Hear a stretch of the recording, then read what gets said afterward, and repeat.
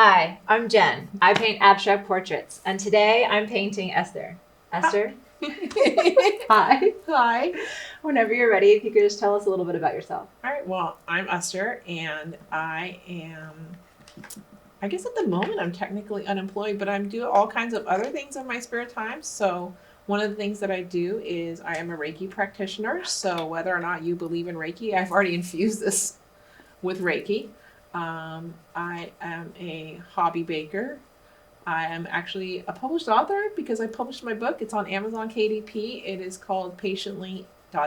Impatiently because I'm very patient. Impatiently. That's the title. And what else? I'm a content creator. I'm on Instagram. I'm on Facebook.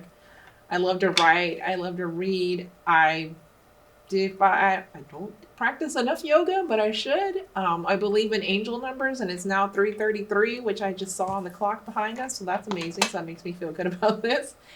And what else? My dream is to be a public speaker one day. Ooh. To be a paid public speaker and like just kind of like talk to people and be able to share that love that I shared with Jenny over the phone with other people in person. And I can tell you more about that, how that dream got started. Yes. And what else? That's all, so much amazing stuff.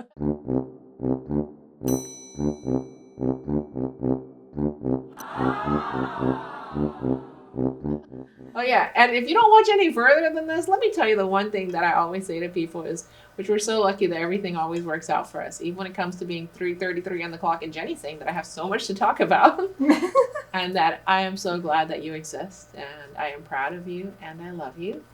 I am so glad you exist. I am proud of you. I love you. I hope you never ever forget that somebody smiled today because of you, because you are enough. You always have been, and you always will be. Period. I do want you to watch more, but just in case you have to pause or you haven't heard it today, that's the message for right now. And I'll tell you again later because I don't think anyone can be told enough. Oh, right? That's nice. Yeah. Cool. Very cool.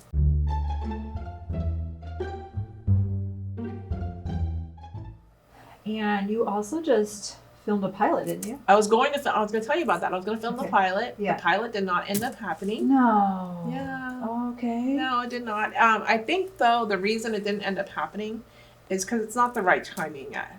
Okay. And so if anything I've learned is, okay, a couple things is one, I plan, God laughs. Yes. And two, I need to learn the lesson better of I don't chase, I attract. So when the time comes for me to host that show, they'll come to me and ask me and not me having to chase down like, all these different things, and It'll be easier. Okay. So I'll just go with that. Okay. And I changed the concept of the show. Okay. So do you want to share? The concept of the show is, I think what it was originally was going to be barefoot in the kitchen because like I have shoes on now, but like I don't cook with shoes on. Like, sure. Yeah. So it's just going to be like, hey, and I don't, what's it called? I'm not a fancy chef. I don't have like, fancy knives or whatever. I do have great ideas for like cookware and stuff to make everyone's life a little bit easier because that's what I'm about. Uh-huh. But then I thought about it and I was like, yeah, that's nice. But I think the better thing is that there's a lot of kids that grew up and they're like latchkey kids. And I think there's more, and those latchkey kids are now becoming adults. And those latchkey kids and adults don't know how to cook. Right? And like everyone says, oh yeah, we don't know how to cook. But like, I was like, well, what if we could make it like really easy so that if kids can do it, make a show like a cooking show so that if kids can do it, so can you. Yeah. And so like, maybe like a paring knife. Because like when they put kids in the kitchen, they put them with like really like simple things. Right. So like cut up vegetables in the food. Like if you're gonna cut up onions, we'll put them in the food processor. Or they have those like they have this like thing you can put like julienne's vegetables for you, and you just like turn the handle. Oh my gosh, those look amazing. Those look so great, and so I'm like, okay, well if I could just do the vegetables that way. And then like, you know, like now you can make grilled cheese sandwiches in the toaster with like these special bags. And I'm like, oh, you can make sandwiches like that. Or if everything was made in the air fryer, because then you don't have to turn on the oven and kids can actually do that. That's neat. So I changed the concept to that because I think that that's a better idea. Because people are like, I can't cook. And I'm like, you can't. I'm like, well, if these kids can, so can you. So that's the, because, you know, like everything I told you about is like, I'm like, really? I don't want to be in the kitchen. Nobody does. Except for chefs, and good for them. Hooray. But like, that's not what I want to do. Like, I don't want to, like, all my recipes that involve cooking really are like me being in the kitchen as little as possible. You know, like roasting vegetables in the oven. You're like, oh, how do you roast your vegetables in the oven? I'm like, I bring them home, I wrap them in foil, I line the tray, I wrap them. I don't even wash them because 425 kills everything. And I just leave everything in the oven. And leave it overnight because it's not chicken. You're not going to die if the vegetables stay in there overnight. That's true. So that's what all my recipes are. And I was like, well, why can't I do that and make that for kids? So then the parents, if the parents want kids to eat vegetables, they're like, well, I can turn the oven on at night, which is like the kids can't reach or whatever. Mm-hmm. But actually, if the kid wanted to, they could do it too because nothing involves like touching the oven. Like while it's still hot, everything is cooled down and you don't have to worry about it. That's nice. You know what I mean? Yeah. Because like if you buy cooked beets at the store, they're like $5 a piece. Right. But if you do it my way, you can buy 5 beets and roast them at home yourself. Right. And you'll eat a lot more beets because it costs you $5 instead of $25. So, and my way is bring them home from the store, line the tray, like an hour before you go to sleep, put them wrap them all in foil, don't wash them. Little dirt never hurt anybody. And then just put them in the oven, turn the timer on for an hour and turn the oven on for an hour, like 425, 450, up to you. 425, let's just say. And then, well, beets, maybe like 450 because they're bigger. So 450, an hour. And when the hour is over, walk over, turn off the oven, turn off the timer, and you can go to sleep. And then when you wake up the next morning, everything is cooled down. You get to keep all your fingers. It doesn't look like a murder scene everywhere because of the paper towels that you had to use to peel the beets. And then you go and you can peel 5 beets in like a minute. And then you just throw everything away. No dishes. Except that I'm thinking about doing parchment paper instead of foil. Yeah. Only because I don't know how I feel about foil touching my food all night. But that's not a big deal. But the parchment paper is fine too, you know? And so, and I've seen some parchment paper on Amazon that has these really cool imprints on it. And you could like imprint your vegetable. Oh, neat. Like with patterns, because I did it with a baguette one time. And so, parchment paper can hang out in the oven? I think so. Oh yeah. Because you can like line something with, Because I mean, I could line the tray with aluminum, and then like if I wanted to, because that's really the whole thing is like, so I'll line the tray with aluminum, and it's wrapped in parchment paper, you know, maybe a rubber band to hold it together, because I don't know if it's as crumbly as like holds together like, what's it called? Foil? Yeah. But like, still simple. And then I was like, I'll just call it Kitchen Kids. There you go. Because I thought that was cute.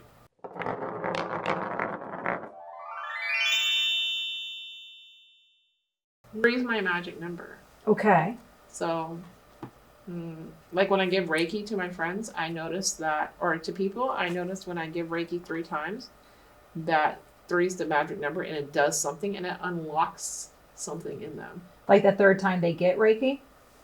Yeah. Okay. But it's especially powerful if we do it 3 days in a row. So if we do it 3 days in a row and they get 3 sessions, then it does something. Like one of my friends, I gave him Reiki. He lives in DC. And I gave him Reiki over Snapchat video. Yes. And technology. He fell off the ladder and like broke his wrist and like tore a ligament. Oh my. And I gave him Reiki 3 days in a row, and after the 3rd day, his hand didn't hurt anymore. Wow. You know what I mean? Yeah. So it helps with like pain management. But then if you are on the spiritual side of things, it helps unlock your spiritual gifts somehow. I don't know how this works. I just know that it does. And then, but if you're on the spiritual side of things and you have pain management issues, then you get the double bonus. But if you only have the one or the other. But like, then he went and got surgery on that Monday. Okay. And then I had to give him Reiki again because now he got a new pain. Sure. But he said after the third day of Reiki, like, he didn't have pain from the surgery. Amazing. So he didn't have to take like the meds and stuff. Yeah. And then he goes to the doctor's office like a few weeks later and he sees this lady and he's like doing this like with his wrists and stuff. Wow. And some lady that was there had the same surgery like a few weeks earlier and she couldn't even like go like this. Wow. So he's like moving his hands everywhere. And I'm like, huh. And so I was like, one day I was giving him Reiki and I noticed him like in it, like moving his hands around. And I was like, that's interesting. And then I figured out my Reiki helps unlock people's gifts. Oh. Which is interesting. Okay. But I don't know how that works. And I guess I'm like. What was his gifts like with his hands? I think he's a healer too. Oh. I think he's a healer and he just doesn't know it yet. Fascinating.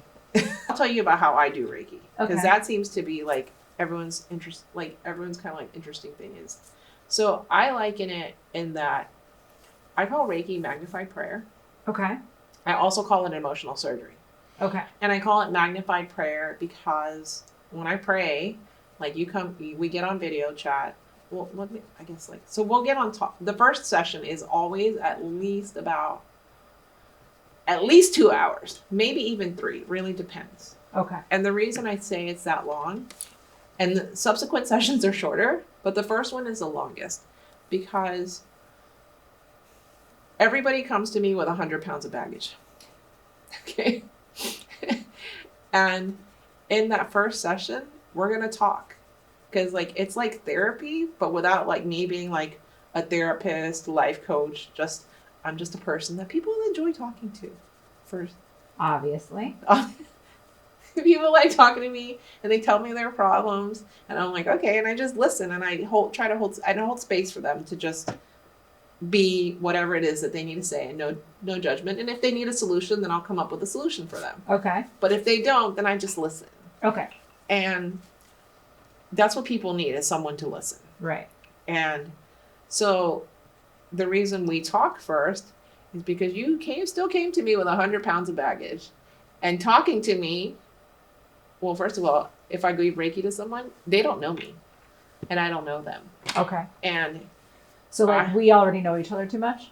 No. Okay. Because everything is different. But like most time when people come to me, they don't know who I am. They're like, okay. So like I have found for like, especially for me, is I can go to someone and be like, hey, let's say you were a Reiki practitioner. I'd be like, Benny, can you give me Reiki? And you're like, yeah, sure. You're like advertising something. You're like, I'm going to do Reiki. I'm like, all right, cool. And so I'll come to you and say Reiki. But I'm like, in the end of it, I'm like, I still don't really like know you. Yeah. And like, I'm letting you into my personal space. Sure. Because Reiki is allowing people into your personal space. And so for that reason, when I give Reiki to people, I want people to know who I am. Okay. And they want to feel comfortable with them. Sure. And also like, if I asked you a favor and some person off the street asked you the same favor, you're more likely to help me with it. Sure. And do a better job with it than the stranger off the street. Sure. So for me, like when I do Reiki for people, like I want to build that personal connection. Okay. And for me, I think that that's super helpful and it's helpful for them. Yeah. Because then they can like, oh, I feel comfortable putting my baggage down. It's not just a transactional thing. It's, oh, so they come to me and they had 100 pounds of baggage and we're going to put down 20. Wow. Right? Yeah. So now it's only 80 pounds, which Yeah. is still a lot. But there is, I guess, the next time when we do when I do the Reiki, because it's 3 sessions, now we're going to get rid of like 50 pounds. Like Okay. 50 pounds of baggage, right? So the first time it's 100? Let's say you come with 100 pounds of baggage. Right. So then you let down 20 from talking. Okay. Just as an example. So you let down 20 pounds from talking, so now there's 80 pounds. Sure. And then the Reiki like lifts off 50 pounds. Sure. And then, when you like do a bunch of construction and excavation, there's a whole bunch of shit that like flies in the air. Yeah. And like settles back down. So if I take off 50 from 80, that's 30. Well, the next day when you come back, I take off the extra, another 20. Yeah. And then the last day, because we've done so much work already, we take off the other 10. And people end up leaving and they're like, I feel so light. Yeah. And like, but it's easier because now you've built that connection with me and you feel safe. Yeah. And my inner child is very polite. Mm-hmm. She's so sweet. But she'll do things, but the first time, so another thing, so when it comes to giving Reiki to people, before I give them Reiki, I'll ask them, Jennifer Beckham, is it okay if I give you Reiki? And you'll say, yeah, it's fine. And then I ask you, but I ask 3 times. Okay. Because in my mind, and for my inner child, the first time my inner child hears it, the first time she hears it, the second time she listens, and the third time she really understands. Okay. And so when I ask you, it's like, hey, like my favorite thing and my inner child's favorite thing is ice cream. So it's like, hey, Esther, do you want to go get ice cream? I'm like, yes. Esther, do you want to go get ice cream? Yes. And then the third time, Esther, do you really want to go get ice cream? I'm like, yes, give me the ice cream. So it's kind of like enthusiastic consent. Okay.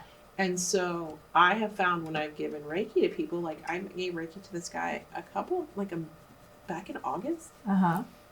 And at the end, I call him back. Because I call him back. I'm like, Jenny, come back. Yeah. And I was like calling his name. I'm like, Alex. And I was sitting there for a few minutes waiting.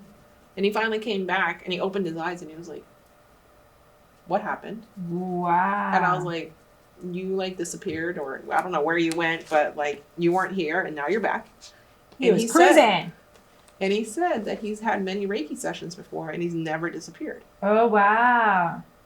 But I think it's because I made him feel comfortable. Yeah, he felt safe. You like when people feel safe, they're like, oh, I can like go to sleep or take a nap or whatever it is. And so that's what I think is different from the way that I give Reiki versus the way that other people give Reiki. And there's no wrong way, of course.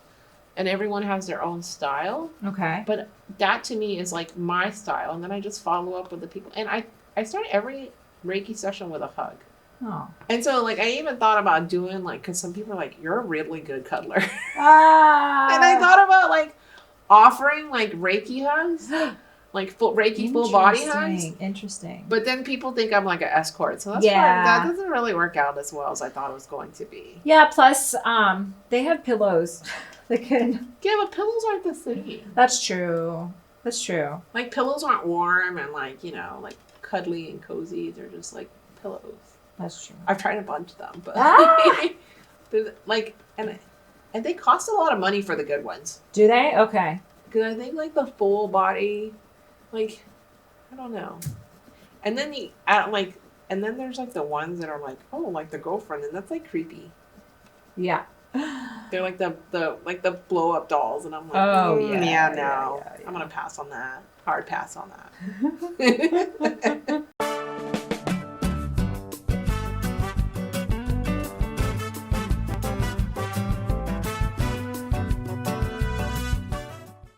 And that's what I say is that everybody is good at something. That's right.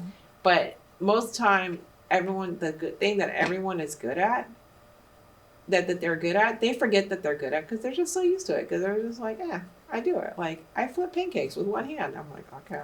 Yeah. Do you eat tacos? We live in Texas. Who doesn't eat tacos? You'd be surprised. And since you do eat tacos, do you have a favorite place to get tacos? So I lived in Houston, and I used to get tacos from Taqueria del Sol. Okay.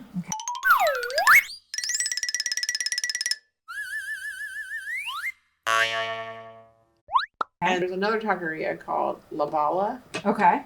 And they have tacos, and they have a location near my parents. They have a second location near my parents' house in Katy. Okay. And I went there, and I love nopales tacos, which are like cactus tacos, and it's like $4.44, which tells you that the angel's around. But And I went there and I said, I'd like nopales tacos, please. And she goes, regular or spicy? And I was like, be still my heart. Like, you just asked me, like, I was like, I've never been asked this question before.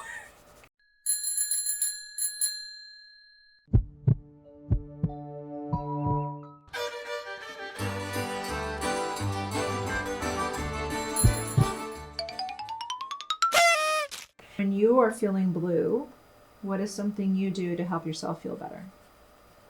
And go get ice cream. Okay. Oh, because I used to be lactose intolerant too before I moved away. And now you're not? I'm not. Wow, amazing!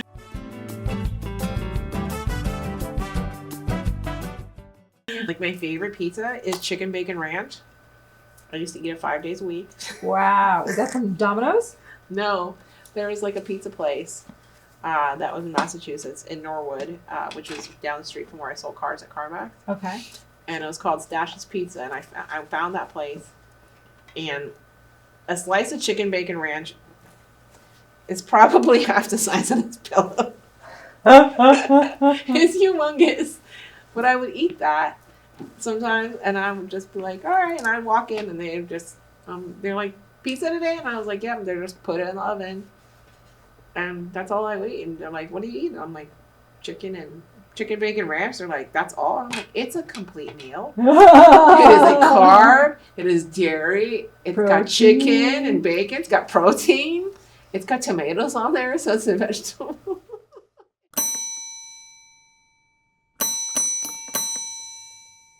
Okay, so it's done. Good? Yeah. Are you ready to see it? Yeah. And It looks very colorful from like when I dropped it. I think that's so cool. Thank you. It's beautiful. Thank you. Well, you're beautiful. Oh, obviously. thank you. Yeah. That is so pretty. Thanks.